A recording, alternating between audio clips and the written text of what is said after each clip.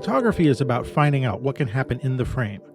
When you put four edges around some facts, you change those facts.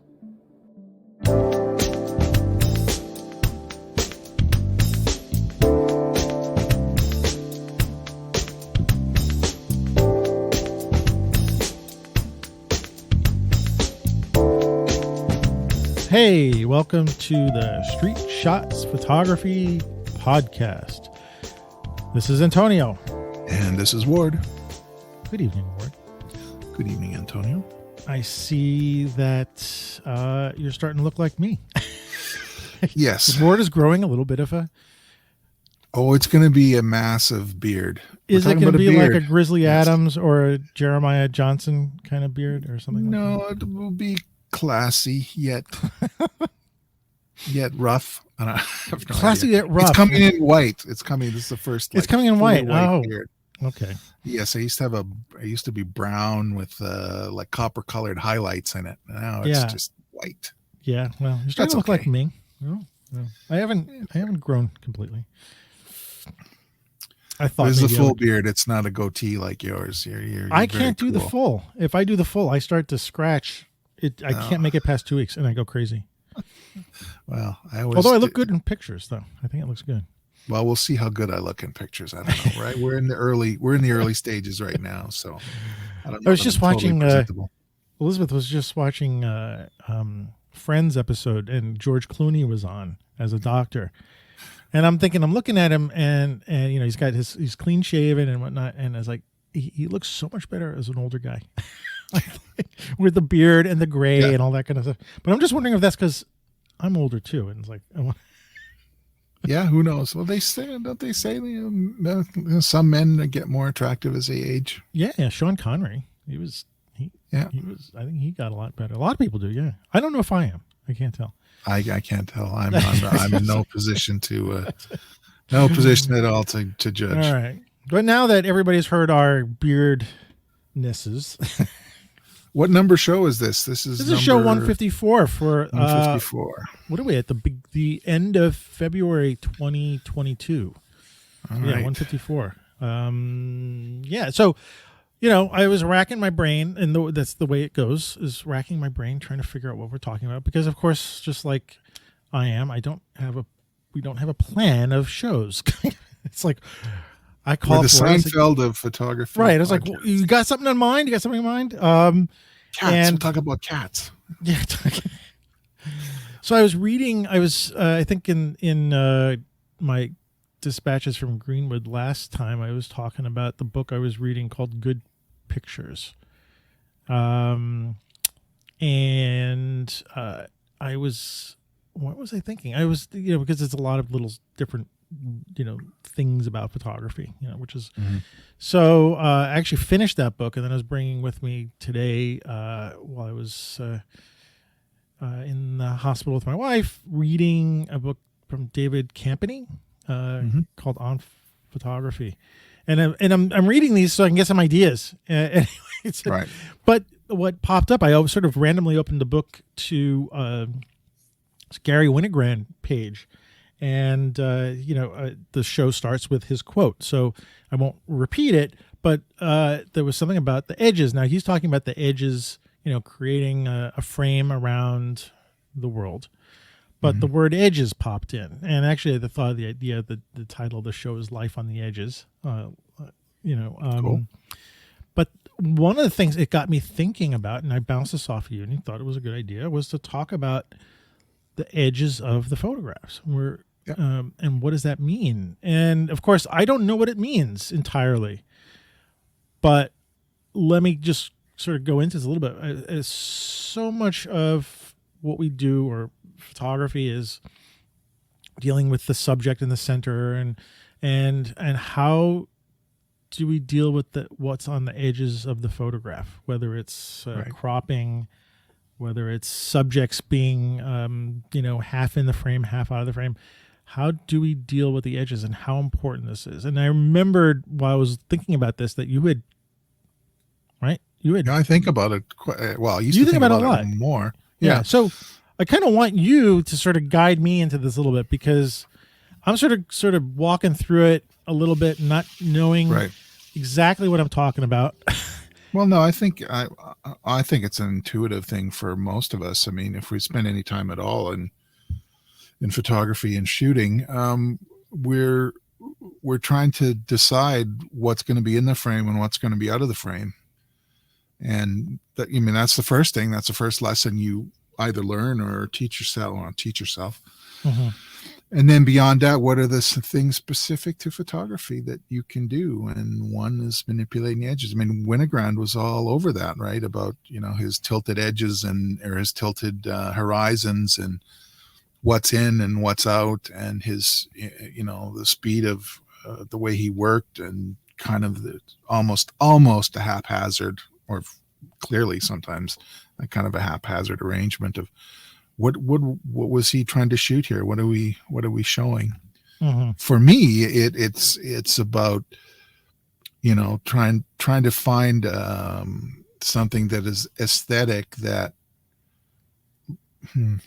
let's see, where I can chop up a line or take a part of a person and make it more interesting, and still try and have it as a cohesive image, something that is interesting to look at, that doesn't look like, instead of having, two young, like I got a picture of two young women that are on the ferry between Galveston and Port Bolivar, Texas. And I could have just taken a picture of them two standing there looking kind of bored and hassled. And because they were interesting, they were like, they were too cool to be there, basically. Right. So, and I was standing very close to them. And so what I thought was, why not introduce some tension? And this was taken with that Fuji X20, that little Fuji X20 that you and I both used to have. Right. Yeah. And so I thought, why just take a picture of both of them there? Why don't I have kind of like a main subject, and then one of the other subjects would have been just part of her? And, so I'm looking at the shot, right? So this is the one with the girl that's got a t-shirt on that says "I flew Houston," right? Yeah. That's the image. Yeah. And on the left, the other young woman is like, all you see is her eye and her ear. Mm-hmm. And I look at the shot, and that is kind of what I'm talking about too. It's like, what did you frame that? Yes. On purpose like that? Okay. Yeah. So I did. You were thinking about the edge of the image when right. you made this picture. It wasn't some randomness that happened and she just moved in or moved out. You purposely did this. So there were two things that went in my mind with this. One was, they were standing in front of, they were kind of moving, sidling down along the edge, because they wanted to lean against the kind of the bulkhead. We were outside, and we're going, they're facing the direction that the boat is going. So the kind of wind was coming through them, and they wanted to see where we were going and that sort of thing. And one of them, the young woman on the left, is in front of a window. And if I had backed up, there would have been kind of this more pronounced dividing line of light and dark between them. Mm-hmm. So that was one thing I was worried about, just cutting the picture in half. And I had already taken a lot of pictures where things were kind of cut in half. So I moved, part of it was to get that window sort of out of the frame and move it to the left. So I'd move the camera to the right. And then I thought, maybe let's see how it works without having all of her in the picture. And then I thought, okay, well, she's a little taller than the other young woman, so I just get half of her face. And then when it came to cropping, it was like, oh, if we just crop in a little bit and then move her eye up to kind of like the top left of the frame to make it look like she's peering in towards the frame. I thought it was a stronger composition when I was in post. And I just thought it worked. There's a tension to it about, them sort of frowning or just watching the world go by, not projecting, just being themselves, and making it more interesting that we know that there's a whole person there, and there's a world outside of the frame. And I thought that this kind of captured this kind of captured their So if you had attitude. included her face, there would have been two subjects. You would have had something else going on. Her complexion is lighter than the other young woman, and there were just some other things that, you know, that was kind of, because I had quite a bit of time to stand there and kind of size the situation up. So yeah, I don't think I would have shot it this way if I hadn't had the time, the few seconds or 20 or 30 seconds to ponder what I was going to do. Yeah. So when you were talking at the beginning, this is the kind of thing, like if I was in photo school, I can imagine, when I was in photo school, I can imagine my instructors, let's say it's high school or college, maybe not college, but like this would be like a no. Like you don't put someone on the edge and chop them up like this. Right. Yeah. So well, that's the rule, and what is meant to be broken, I guess. I don't know. Right. So, but I wasn't thinking in terms of rules. Okay. I was thinking in terms of what is going to work with with what is going on in this situation. You're thinking about it when you're shooting, and then when you're processing, right? Because you're refining it. Yeah. Right. Because I mean, as much as we say, you know, I don't have a view camera, right? So the time that I have to take when I'm actually pointing the camera at them is very brief. So, you know, so and that little X20 has a zoom, integrated zoom lens. It's an attached lens, but it's got a nice wide zoom range. So I zoomed out a little bit to make sure that I had room to do a little bit of cropping. It was only 12 megapixel camera, so I couldn't go crazy, but I wanted it wide, sort of at the wide end, just to make sure that I could crop if I wanted to. And thankfully there was enough there that I could do that. All right. Well, we'll put these pictures in the show notes, of course, but like, talk to me about the edges. I mean, like, pretend I don't know, because you know what? Guess what? I don't know. What's funny was I looked through your Instagram feed to see what pictures. Thanks for all those likes. I almost, you know what I'd say, thanks for all the likes, Antonio. Put it in a story. It's because I don't always look at everybody's thing, you know, and then all of a sudden I'm like, oh, I never saw this picture before. So like, yeah, I had an instagasm, I call it, you know. Okay, enough of that. All right, whatever. But, you know, I was pulling out some of your shots and I noticed that you actually do live on the edge a little bit in terms of some of the shots. Not every picture, and I don't think necessarily in sort of the big picture. I didn't see a lot of photographs in general in my feed from a lot of different photographers. I follow a lot of photographers where the edges where the photography is living on the edges. Mm-hmm. So it does seem to be not happening as much, and in your feed as well. You know, there's a few examples of it. What's interesting is that I thought, well, gee, you know, if I look through my feed, I must have some pictures where I've lived on the edge, and I found in all my 600 something pictures that I've got on, you know, that are not they're on Instagram, I found two pathetic ones. I thought they're good. I like their nice pictures, but in terms of like where the edges have some sort of import or a cropping out subject or something, maybe. But and so it, like, can we talk about this a little bit? Can we talk about Sure. why is it? I don't know. Tell me about the edges. Tell me what's important for you, because I'm looking at. Actually, let me just describe this one shot. There's one shot of yours that I think has got to be one of my favorite pictures of yours. And it was funny when you first popped it up into the feed. I was like, I can't remember what I said about it. And it's an image of how to describe it. It's pointed up at the sky. There's a sort of an out of focus man face on the bottom left corner. And coming out from him are these telephone wires that are going into this clear sky. It's a black and white image, and on the bottom right looks like it's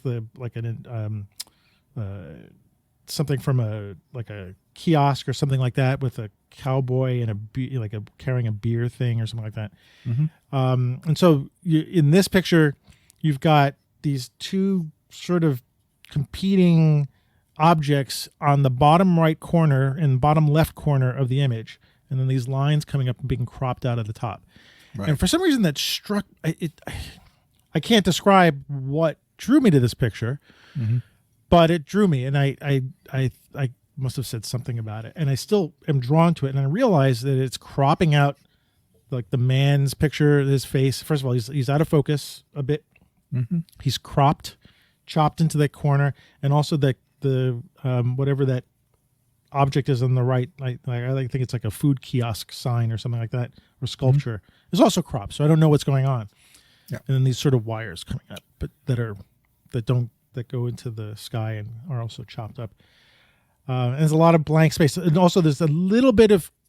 This looks deliberate too. There's a little bit of tree tops at the bottom, very deliberately put there, because you could easily have cropped that out, right? That would drive some people crazy too, and I actually thought about that. Right, but there, like this to me seems like there's a randomness to this image, and I want to talk about randomness as well in Edge pictures. There's a randomness to this, but then the more I look at it, the more I see there's a lot of deliberateness to it as well. So use this picture as sort of the stepping stone to help explain to me and the audience what's going on with edges here.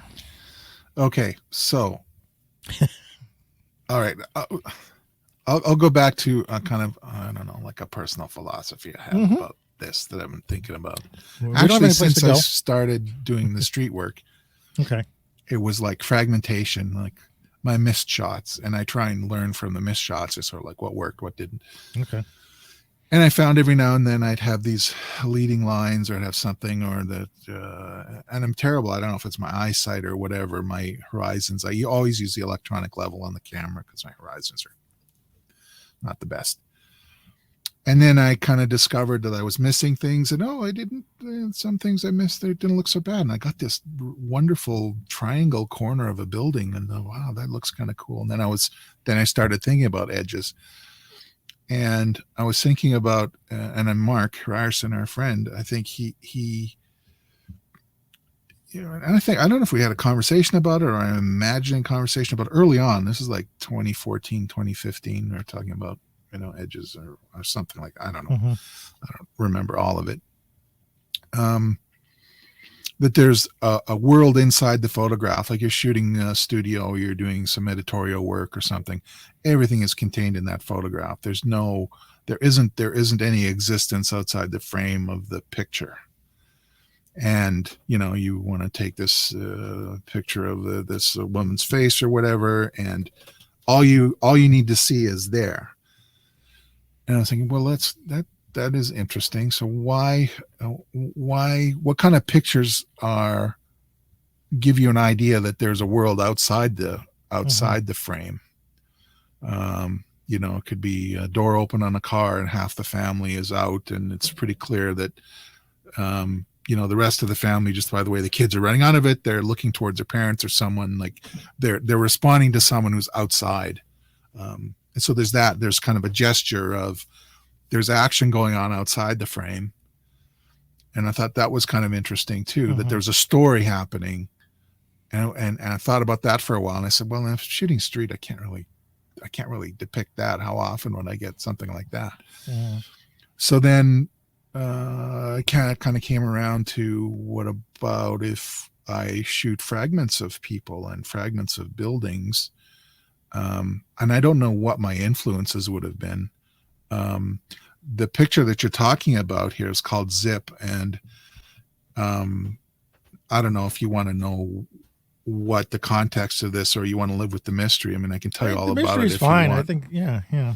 I can tell you all about it if you want. It doesn't matter. I would rather it evoke whatever it means for you. Well, I mean, I'm more into thinking about the deliberateness of it and the randomness. There seems to be a bit of both in there. Yes. In the image, and again, it's a very simple. I think it's a very simple image, but there's a lot of depth to it. And I think what really, like I said, what I think really increases the mystery and the depth is those little tree bits. Yeah. Because once you start, like, it's very easy to not see them. Like, you can just sort of look at the picture. Oh, okay. But then you start, wait a minute. Why do you leave those things in there?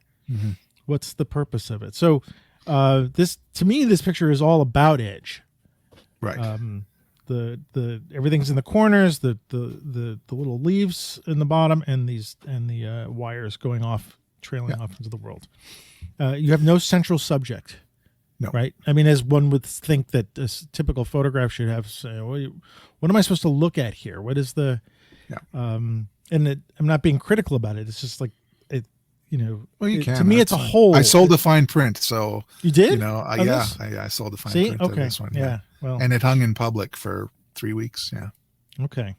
Yeah. So anyway, talk about that, and then broaden it out to see if we can Okay. broaden it Well, I out can a tell you little the bit. process about this picture. I won't tell you everything about the subject. Sure. Okay. Okay. So, in this particular place, there are wires everywhere, sort of. And I was thinking about Harry Callahan. He took pictures of wires. And this was fascinating because this subject, the wires went for long stretches without poles or insulators or anything like that. So there was this interest in trying to capture them, but it's just lines going across. And because I'm shooting black and white, it's just black lines going across a gray sky, right? There's nothing really interesting. Mm-hmm. So I just started walking around. I was thinking, well, if I'm pointing up, if there's anything else in the subject, they're going to have to be at the bottom. So it was a lot of trial and error trying to get interesting things to happen in that bottom third of the frame. And it was important for me to have some kind of balance or something to offset something in, where there's all this negative space on the one corner of the frame to fill it with something. And then this older gentleman walked up, and I was like, I just hoped I got it. And it was better than I could have hoped, because he appears to be in the image sort of like the source of the radiance of the wires coming out. He almost looks like a copper sculpture, because of the out of focusness too. But out of focusness, and he's in bright sunlight too. Right? Yeah, so, and the fact that he's cropped, he's occupying this bottom corner on the edge, is the bottom and the left side. Yeah. So you don't see him as a full figure, and there's a bit of a mystery. In that as well. And the way the deep shadows in his eyes and so on, he looks like he could be an android or a statue or something. He could be. So talk about the little leaves at the bottom that you left there. Well, I could have. Well, there's a practical consideration, because I guess I could have tilted the composition a little bit to get rid of it. I couldn't move the edge of the photograph up, because it was kind of cutting into the man's face, right? So the fix for that was to turn the image, counterclockwise a bit to get the leaves. But then there is a complete unbroken line from where the wires come out at the bottom of the frame all the way over to the other subject, this kiosk that you're talking about. And there's a bit of a ramp or a bit of a triangle of darkness that comes out from the kind of the cowboy figure that's holding this cup thing. And I kind of like that kind of ramp up, and the way there's this kind of darkness, and the ratio of the darkness in the man's face and the shadows, because this kind of cowboy character on this kiosk is facing away from the sun, and he's in complete he's in complete shadow, but his little gloved hand is holding the mug, whatever. It just looked better. And there's nothing organic at all. Well, there's the person, but there's nothing to break it up from a coldness that I think the image has, which is fine. It sort of works as that. But I just think with these little leaves, the tops of the trees, I thought that's fine. It'll work. It's kind of got a bit of a ground. Like, I mean, it's a choice I made.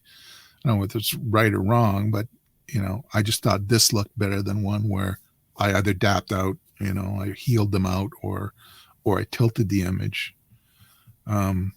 This one just seemed to work fine. But that was it. So how does this image work for you when you have got everything at the edges, like, rather than like, what's it doing for you? It goes to, I think I learned from my industrial arts teacher about, when you're taking a picture, make your eye move in a spiral from the subject who's most likely at the center, and then spiral out to see if there's anything you don't want. He was kind of subtractive, right?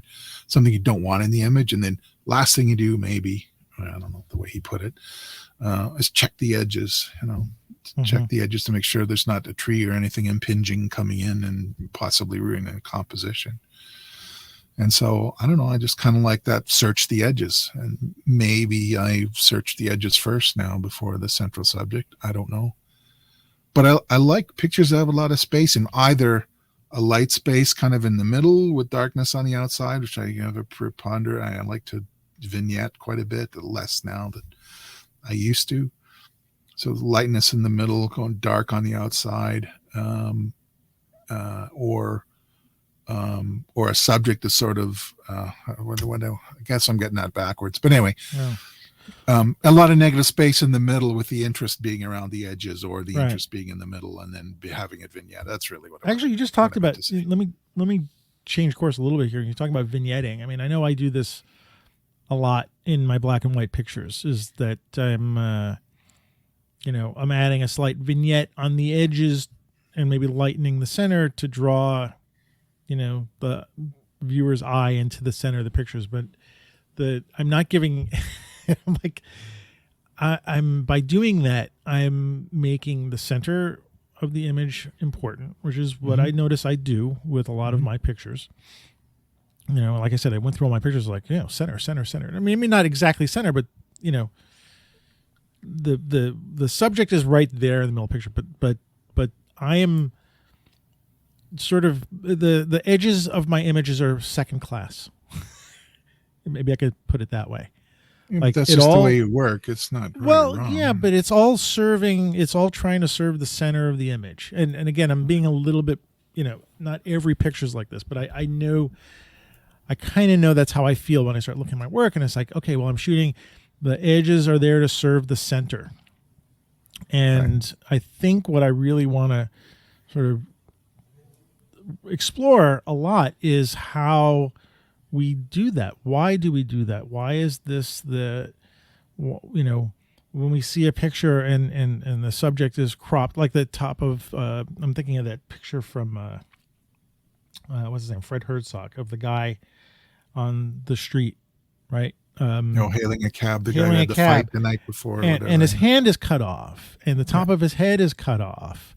And that means that the top of that image, like there's no center in that image. There's, it's as important on the top, right, as it is on the bottom where his legs are cut off, as it is in the center with the old woman looking at him.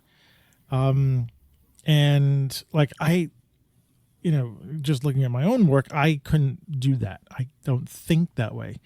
But to me, this Herzog picture, the edges are as important. And even in your picture that we're just talking about, the edges are as important to anything in the shot. And so why do so many of us not treat the edges as second class? I would say, just stepping back for a minute, in my picture, I want to think that that's completely a self-contained composition, right? There isn't really a world or whatever outside. I mean, you can disagree. That's fine. The way the picture is laid out, it's sort of like as if I was drawing it, there's nothing going, it's the edges of the frame are where things end. In the Herzog picture, there's more depth because the gentleman is raising his hand up. You really get a sense he's hailing a cab or something. There is a world outside the picture.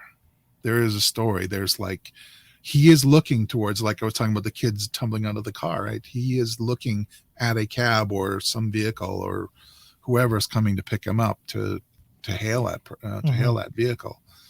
And so there's much more of a story there than just, and then he, Herzog is where he was standing, and it's just a little bit different and deeper, and there's wonderful depth in that picture too.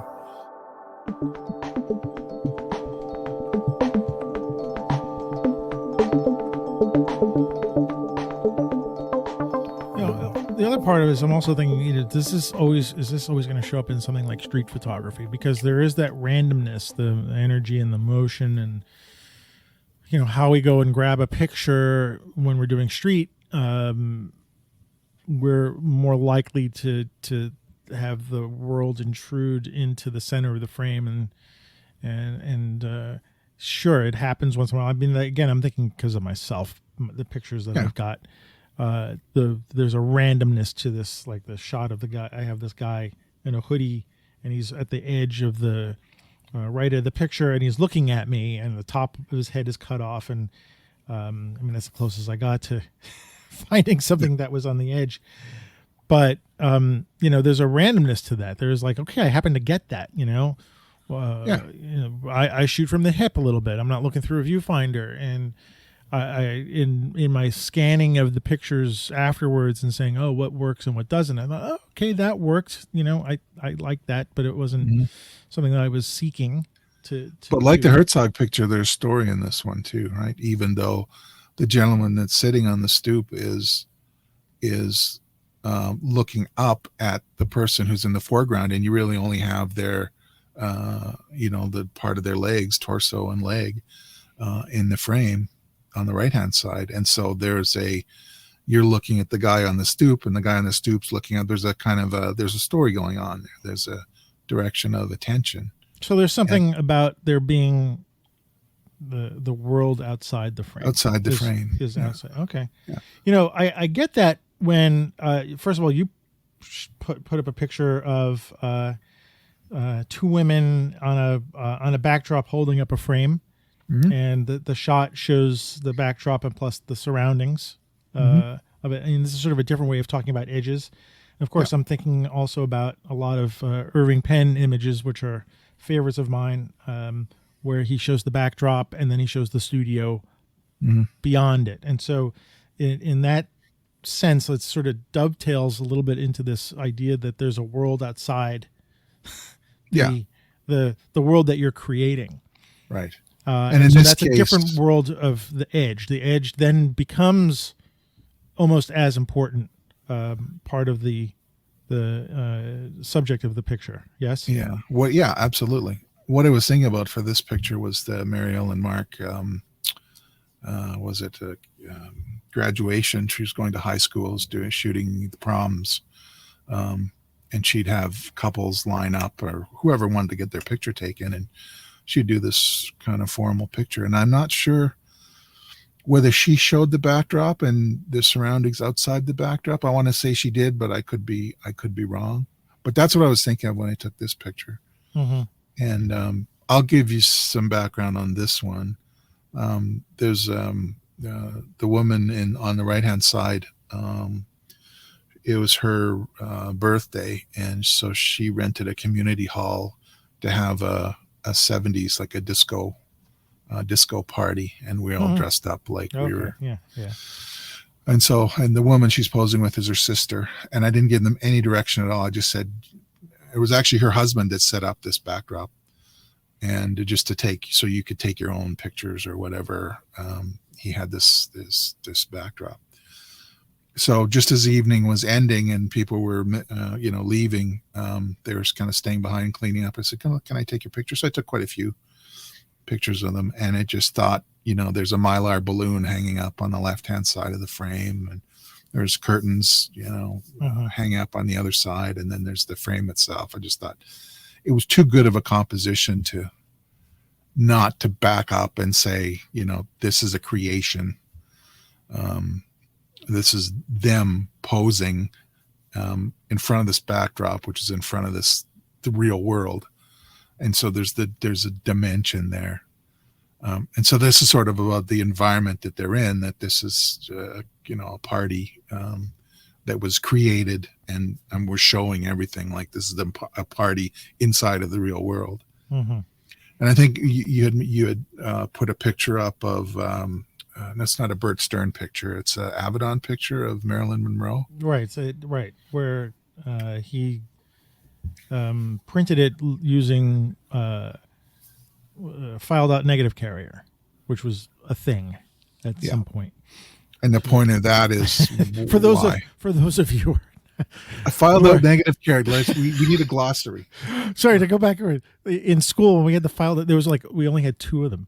And like, who has the filed out negative carrier? Oh, he does. Oh, will you hurry up with it? Maybe we should describe for the listener what exactly is a filed out negative carrier. All right, filed out negative carrier. What we had was shooting 35 millimeter, and you just the negative carrier that you would put in the enlarger was the hole that you put the negative in was exactly the same size as a 35 millimeter frame. So when you put it in the enlarger and you print it, filed out was someone would take a file literally and go along the edges of the 35 millimeter negative carrier and open it up a little bit more. And there was a certain distance that you could file open, because if you open it too far, you would, what was the point? But you would file it open enough so that you would start to see the black edges of the 35 millimeter frame. And so then you would print that image, the black edges would show up. And so you would know that that was the full frame. Like there was no fooling, no cropping in the picture. That was the entire frame. And so those edges in the print were sort of a statement, I think. Yeah. That this was. That's a different statement than I was thinking of. Well, there's one statement. There's many statements people made, I think, with full frame negative carriers. I mean, there was a part of me that thought, hey, that looks really cool. I wasn't thinking, in terms of, this is my, teenage head back then, but my brain wasn't thinking, oh, I need to make some sort of statement. I said, this looks really cool. I like seeing the black borders because it separated the image from the paper, right? And you had this edge along, you had your white piece of paper, then you had this dark sort of randomly shaped edge. It wasn't always perfect because it was filed out, and then you had the image. But I wasn't trying to say, oh, this is the whole picture. I wasn't thinking that way. Whereas I don't know what Avedon was thinking when he was doing, or whatever. What are the other statements that people are making with these edges? Well, first of all, I know Avedon used a Hasselblad, so this was a 2 1/4 negative square at whatever 120 or 220 film. A lot more to file. So it's a lot more to file. Exactly. It's a much bigger frame to file. Yeah. So I guess and keying off what you were saying, you're by doing this, you're showing off that this is the full frame and everything that I want to be in the frame is here because here's the film. For me, it always means this is photography. It's not like you're not trying to pull or you are to a certain extent, this is to Marilyn Monroe. Here's a lovely picture of Marilyn Monroe. It's like, this is a picture. This is photography. You're looking at a picture of Marilyn Monroe taken with film, and this is a photographer kind of flexing his muscles, like, reminding the viewer this is film, and it's not like sort of an evocative, like from a magazine where you just get the feeling of the image. Here, it's like this is a photograph. That's what I always get when I see sprocket holes or that sort of thing in those images. And that's different than the world outside. It's a different kind of world outside. It's like about the process. Okay. Right? So that's what I always get when I see that. But again, it's very much of a treating the edges in this case with some, like, the edges are important. They're part of the whole story of the image. I think. Yeah. We're covering a lot of ground. It's like there's a lot of different things about the edges of the pictures. I mean, I don't know if we're going into depth about any one thing specifically, but there's a lot of this. I pulled up a lot of pictures, right? I pulled up a bunch of of course, Irving Penn, and I think about the cropping of the shot, how it's important. The picture that drew me into this thought process was a shot of a nude that's cropped very carefully. The nude almost looks like a marble sculpture. Also, the famous shot of Picasso with his hat. His fedora, Fedora hat. It's not showing the whole hat; it's cropped. And also the shots of the studio, some fashion portraits showing, just like your picture, showing the backdrop, and then showing the world beyond the backdrop. Yeah, a little bit too. So is really wanted to sort of think about edges more than I did, and again, I'm sort of not ashamed. It's not a shame thing. I'm just surprised that I'm starting to think about this as something that's important. And then maybe it's important for some compositions, but no. Perhaps, yeah, because again, going through everybody's pictures, even going through yours, not every shot has got edge importance. Right. But someone like you are thinking about this, and like, how do we? Well, tell me, like, how can I start thinking about edges differently when I'm photographing, or even like, again, it's not going to be every picture, but like, how do I give it some consideration as part of my creative toolbox when I'm going out there? Because I really just don't I don't want to keep doing the same thing over and over again. And I want to start exploring this idea of that I got an entire frame to work with. And again, you remember, part of this can also be from, dealing with it in post-production. There's nothing saying that you got to shoot it that way. No. I can, if you look at, go back to the, thinking about, what was it? Elliot Erwitt picture is one of my favorite, of the dog and the legs, right? Mm-hmm. You see the contact, the camera pretty much down on the sidewalk. Well, he did, but he also cropped. Well, I think the original shot obviously had cropped. He didn't have the full body in there, but it's amazing how much he cropped into that, just so the little dog was important. Or even like Bresson's shot, the famous one of the guy jumping. Jumping over the decisive moment one. But even if you look at that contact sheet, how much he cropped into that, and how he played with where the edge of the picture was by cropping. So we can do that, in post-production now so easily, but to give it thought, what do I need to do, or what do I need to start thinking about to give those edges of my picture once in a while some life and some energies. I'm not going to cut out negative carriers anymore, obviously. That's almost like, that's actually pointless now, right? I mean, because nothing.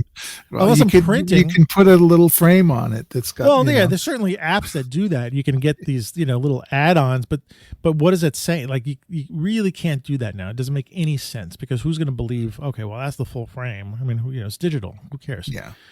But anyway, sorry, I'm going off on the thing. So I don't think about edges at first. I'm thinking about what the state of mind is, and maybe just to having a little mantra of the world outside the frame, because you do it right. You got that guy on the stoop there, right? But again, it wasn't.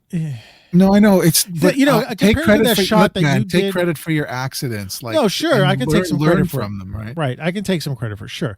But again, like the shot that you have of the wires and the guy and the kiosk thing seems very deliberately. Well, it became deliberate, but it wasn't at first. It was like me trying to shoot wires and make it interesting. Sure, but you were doing that. You're going off and all right, okay, yeah, all right, okay. So just have that state of mind of like the world outside the frame. I don't think like that. I don't think like that. My pictures, I don't think reflect that. Like that one that you have, like the Herzog image. Well, you've got two more shots. Let me talk about quickly. You got the shot of the guy in the suit. Yeah. Right. Who's right at the edge of the frame. You don't see his eyes or anything like that, but you can see the suit that he's wearing. So just from that fragment, his pocket square. Yeah. Right. His pocket square. And then you got this sort of old style building in the background. Mm-hmm. Right. It says Hudson Bay and stuff like that. Yeah. It's the department store downtown. Yeah. And then in sort of a similar shot, even not quite the framing, but the position, a woman in a knit sweater, and you see her lips and her hair, and the top of her is cut off, and then you see downtown city in the background. Yeah. So that white building that's in the far background is the same building that's in the picture of the. Oh, okay. So we get now we get oriented. That's kind of cool. They're 3 blocks away from each other. Right. Oh. But these are deliberate framing the world outside. Our brain fills in the rest of the woman, and then we start making a story up with her, and then the guy in the suit with the old time building and his the fact that it's a pinstripe suit, and there's you can make all sorts of stories up with that. I mean, that's part of it, right? Is like is then we're not needing to see the entire picture or the subject. We're filling in the rest of the outside of the frame with our mind. Mhm. Oh, talk about the so the Eggleston picture. That was the one shot I wanted to. Before we go into your pictures, I'm sorry, I'm jumping all over the place here. The Eggleston shot that everybody, again, there's so many photographers I could have, like, we could talk about. This is just the ones that popped in my mind immediately. So, forgive me from not being more in depth with different photographers. I'm sort of hitting the obvious ones, but the Eggleston shot we of won't the get into copyright trouble if we talk about ourselves. right, the Eggleston shot of the red room, right, with the wires and the light bulb, and then on the bottom the cut off sex position poster, and then what looks like a doorway or a window and stuff like that. Tell the story that you're telling me offline. Tell everybody what you were talking about. There's an artist or somebody who creates a world outside of it. So they create a set that finishes what you imagine you want to see below. So they'll show the completed poster, which is something. And then there's a bed, that's clearly unmade. You can put it that way, below that light bulb. So they're they're doing what we're talking about. Like, instead of our imagination filling in the poster and the room and what's below the frame, they're actually doing it. Right? And it's very realistic. It's as if, the room just after Eggleston left. Oh, really? Okay. Oh yeah. No, it's very convincing. I'll dig it up, but maybe we'll get it in the show notes. I don't know. It may not be appropriate. Maybe not. I don't know. Yeah. So, okay. All right. I like the idea that we can start to think of things outside the frame, because, I talk to students and I kind of, I guess it's good, for photographers who are beginning to understand, okay, well, we got to start someplace, right? You got to rule of thirds. I hate talking about that kind of crap, but center the subject. Everybody, draw the eye in and blah blah blah. To show a beginning photographer this talk about like cropping things in half and stuff like that. It's a great creative exercise. I'm not saying we shouldn't do it. It's just like it's such a hard thing to imagine or try to explain to someone who's doing this for the first time. Yeah, but we're lucky now. We can chimp, right? We can see. We can chimp and see. Yes, yeah. And I'm not anti-chimping, unless you walk off a cliff while you're looking at your camera. But how to explain to like a brand new person, like, this would be something worth trying. This is how to, think about creating an image. Think that the edges of the image. This, like I said, just popped in my brain. Like, if I start thinking about talking to my photography students, like, say, well, you know what? Start doing these things, would that send them, running to the hills, would that give them the vapors? We got to give them some examples, I think. Like, but how do I explain? How do I explain? Like, this is, it goes against what we're all sort of learning and started with. It's like, well, yeah, break the rules, do edge things. I don't know. Yeah, but it's another option, right? If we, the rules were sort of, a lot of ways we're kind of past that. Like, you want to here's start the lesson with, here's a book of all how to take good pictures, and that's one option. Take a picture of the inside of my cheek, or I don't know, just all these different different ways to think about things. But I don't know what else to tell you. I think it's just the world outside the frame. The world outside the frame. That could be the name of it. The world outside the frame. Yeah. What made me think about this also was, when I grew up a lot in the movie business. My mom worked in had a lot of different roles in New York City movies. And so often I was on a set a lot, many times as an extra, as a kid. So I got to be behind the scenes. I think that's kind of sort of influences me a lot. But, what always was cool was, go see the movie afterwards, and the frame is always clean, right? Mm-hmm.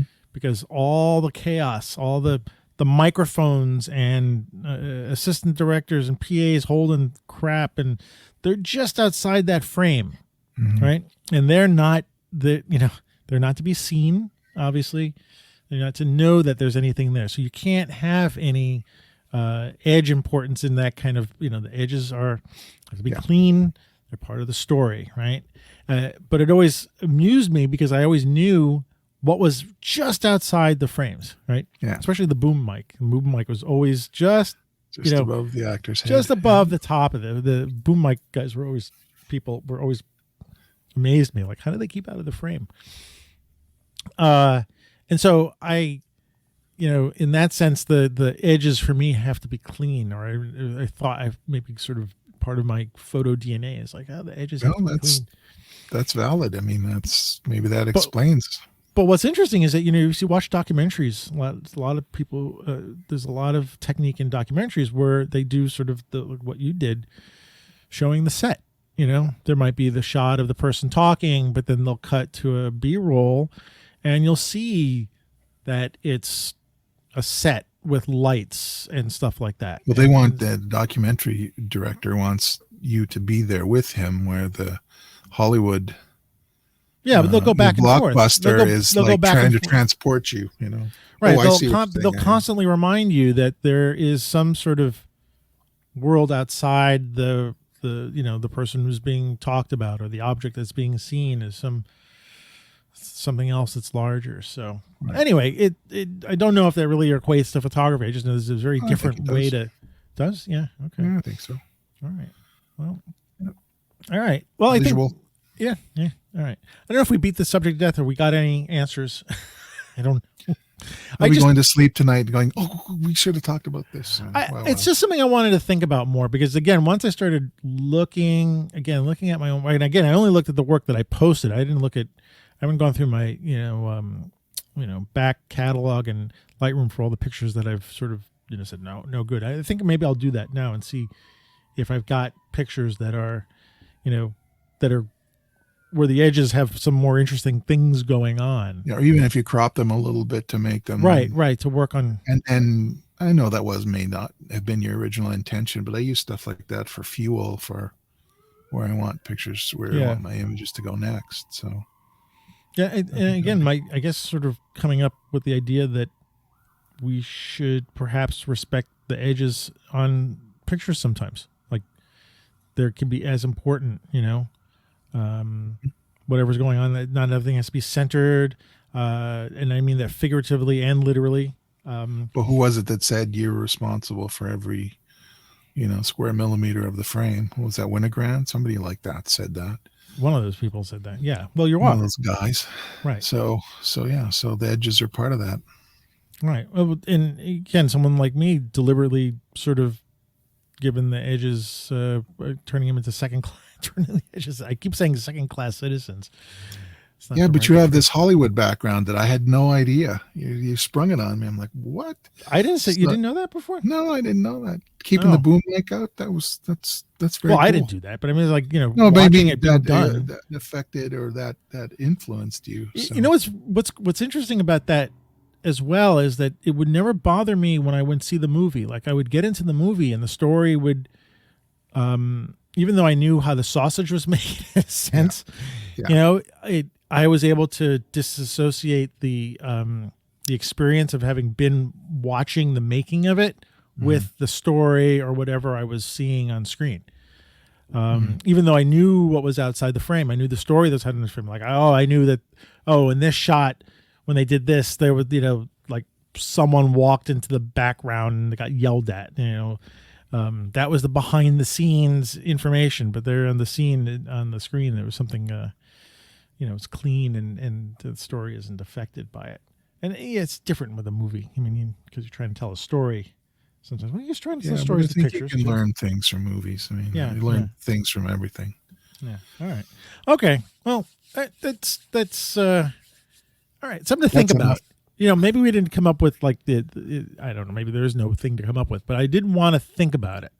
I didn't want to just let it go as, okay, well, we got edges in the pictures and either you put things in the edges or you don't. Like, think about the entire thing. Just like you said, we're responsible for the entire frame, both edges and whatever else is in it. So cool. All right. Cool. All right. Well, awesome. Thanks. I thought this was going to be a lot shorter, and maybe we just sort of talk too much. We kept our whips out and beat that dead horse. So, Yeah. It's not dead. It's not too dead.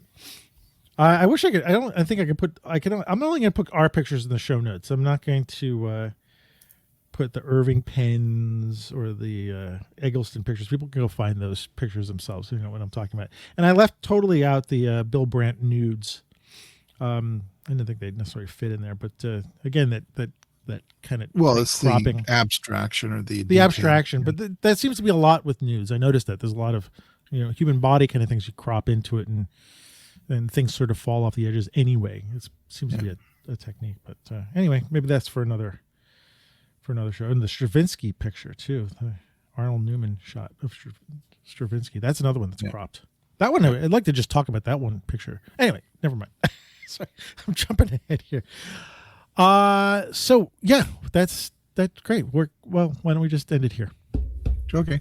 Sounds good. All right. So why don't you tell the world where they can find you in the other part of the where world? you're going to see most of my work is on Instagram, Ward Rosin Fine Art. I'm still posting older pictures. I haven't got any new stuff, but I'm having a lot of fun going through my back catalog and posting stuff. So that's where I'm on Instagram. I'm Ward Rosin Photography on Facebook, and I'm Ward Rosin Photo on what do they call that thing? The Twitter on Twitter. Twitters, yeah. And I have my little lens and lens adapter business called Ornis Photo. Our unofficial sponsor. Our unofficial sponsor, yes. This way people know it's us. If I say that all the time, they know I'm not a pod person. All right, cool. And you can find me on Instagram and Twitter and Flickr or whatever is AM Rosario. That's where you can find me. And website is amrosario.com. Check out our Street Shots podcast at Instagram. So Street Shots Podcast at Street Shots Podcast on Instagram. What else? Streetshots.photography is the website. It's just kind of where we land home. I also said this last week, and I didn't come up with a new email address, but I don't know if you heard the show. I was calling out for people to send in questions or topics, talk to us. So make audio recordings and drop them in the email. Right now, I'm going to just give you my regular email address, which is amrosario at me.com. But if you got questions or you want to talk to us and we can put it on the show, why don't you just drop a little voicemail? Make a voicemail and then email it. I have no phone call for you to call, but I guess I want to try to get the audience a little bit involved with us. I think that'd be kind of cool. So, or drop me a message on Instagram, right? Sorry, what did you say? I said, sounds good to me. Yeah. I mean, I'll try to get it more official. I have to get an email address set up for that on our Street Shots website. But for the time being, until that time, and since I'm flying by the seat of my pants here when I say this kind of stuff, I want. But there's enough people listening to us, and if you got anything you want to say, drop us a line. We appreciate it. So anyway, Ward, thanks for hanging out with me tonight. Yeah, my pleasure, man. Yeah, and to everybody, enjoy the beginning of March, and we'll see you somewhere at the Ides of March. Great. Roughly. All right, Word, take care. You too. Right, good night. Bye. Bye.